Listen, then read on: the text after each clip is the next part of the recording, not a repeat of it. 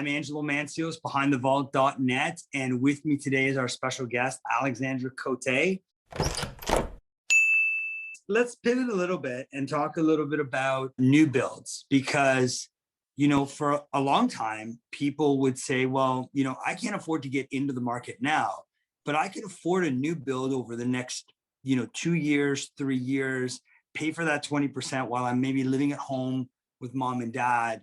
And in 2, 3, 4, 5 years, even if there's some delays, I can move into a condo or a townhouse or a whatever. And that's how I can sort of get started in the market. Now, originally, you buy something for 2, 3, 400,000. By the time you move in, it's gone up in value.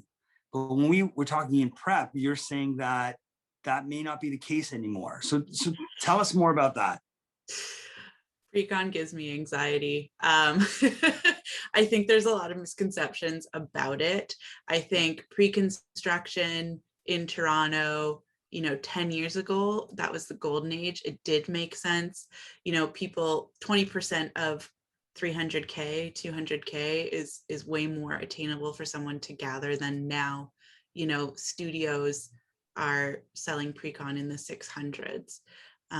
For less than 400 square feet. So what changed, is that builders started realizing, the value of land increased, and they are now selling units at the projected value of what they believe they will be when they're finished, right? So if the current market is at $1,000 a square foot, which is pretty common for Toronto right now, the pre-construction condos right now are selling $1,200, $1,300, $1,400 a square foot in some cases. So it's a bit of a gamble. You have to be confident that when that's ready, it's going to be worth what you paid for it.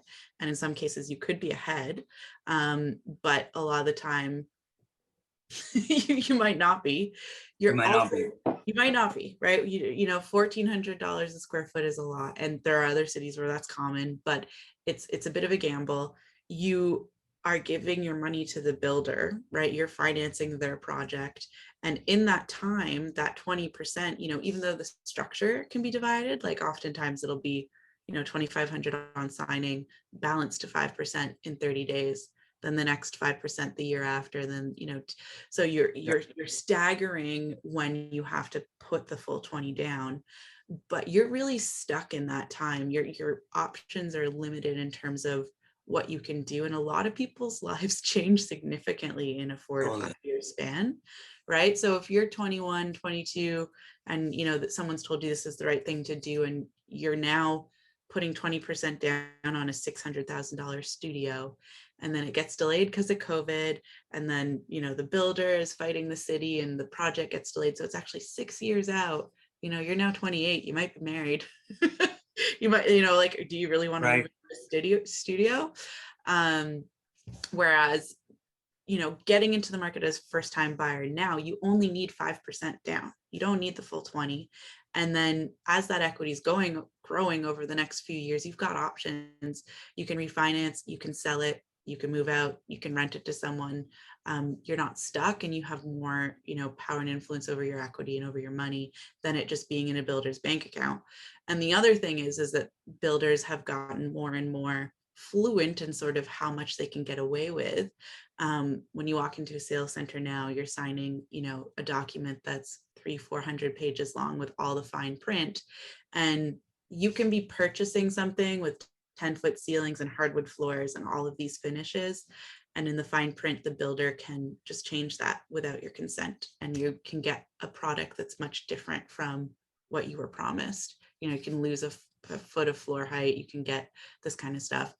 And they can just cancel the project too. Like that was a couple years ago now, I don't know, pandemic timeline, like a bunch of projects in Vaughan, they just got canceled.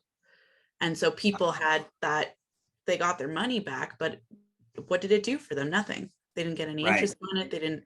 And now the market is 2.5 years ahead. If they had put that money into resale, you what product you're getting, because with condos, unless the builder is super reputable and like they're not going to do that, like Tridel is a super reputable builder, they have a good track record, so they're not going to take 2 feet off your ceiling height and Right. that kind of stuff, and they can finance the projects and stuff like that. So there's a builder in Toronto that's a bit infamous now. They're called Urban Corp. Some people in the industry call them urban crap. They started out doing, detached, semi-detached homes, towns, and then they got into Toronto. They developed most of Liberty Village, and they were a good builder, but they then, got really focused on selling to investors, and they were changing their floor plans from being end user to investor focused. So like fitting as many bedrooms in the least amount of square foot as possible, and those, intending to be rented out. And they just kept cutting and cutting and cutting and cutting and, doing the minimum code. And so their product over time just got worse and worse and worse. And in Ontario, we have something called Tarion. They are the body that oversees new construction in Ontario, and they provide a warranty, or they sort of are the backer of the warranty on new construction. So when you buy something new in Ontario, you have a Tarion warranty, and it's up to 7 years on structure, but you warranty to things. During this project in Toronto, it's called 36 Lisgar. It's just down the street from me. Tarion actually revoked Urban Corp's registration. So their building was no longer insurable because there were just so many offenses on, and they were so expensive to insure because they were producing such bad quality. And that was just such a mess because they then, they were now uninsured. So their product became worthless essentially. And they filed for bankruptcy like in the middle of this building. So this poor building and everyone who's in it is just, there's so many construction liens on it that everyone is suing them. The value is so depressed compared to everything else. Like the building did eventually get finished and people moved in, but that is that's a lemon and that's a whole bunch of lemons, right? Like that's the nightmare situation. And it's the exception, not the rule. But when you're putting in pre-construction, like you don't know if the building's going to be well built, how's the management going to be, how's the board going to be, are they budgeting things well? When they are advertising maintenance fees, they always advertise them as low as possible.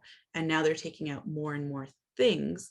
So your maintenance fee is only 50 cents a square foot, but you're renting your hot water tank, you're paying for water, you're renting your furnace, you're doing all these other things that really make that maintenance fee now much higher than what was advertised. Right. And so people don't always understand the product that they're buying. They don't understand that the product can change and be delayed, and that their options for getting out of it are limited. So you can sell your contract, which is called an assignment sale. So prior to the building being finished, you're flipping paper, right? And so you might be 2 years in from when you signed, and maybe there's people believe that it's worth $1,500 a square foot now, right? Like maybe you signed at 1,000, you paid 1,400 for it, and now the market's at 11. So you got to trust that someone else is going to believe that paper is worth as much as you paid for it, maybe a little bit more, but you're paying all these legal fees, and it's just a nightmare. And then once the building is finished, you call that the occupancy stage. So you're physically living in the building, but you don't own it yet. The builder still owns it. And that occupancy stage, ideally is 3 months to 9 months from when you move in. Then the building registers and becomes a condo, and that's when you actually own it. But even when you're living in it, sometimes you don't own it. And that stage, if there's legal issues, if the city is fighting on something, like it can still be a good investment for some people, especially if it's something they're adding to an existing portfolio, or there are good projects, there are things like that, but it's risky. And especially when you're a first-time buyer and your life fluctuates so much in those years, it's better to get into something right away, and then you've got options. Well, thanks so much for watching. It's been a pleasure being on Behind the Vault. You can find all of the links below. You can follow me on Instagram at Alexandra Cote and at thefoxteam.ca. Please like and subscribe, and we will see you next time.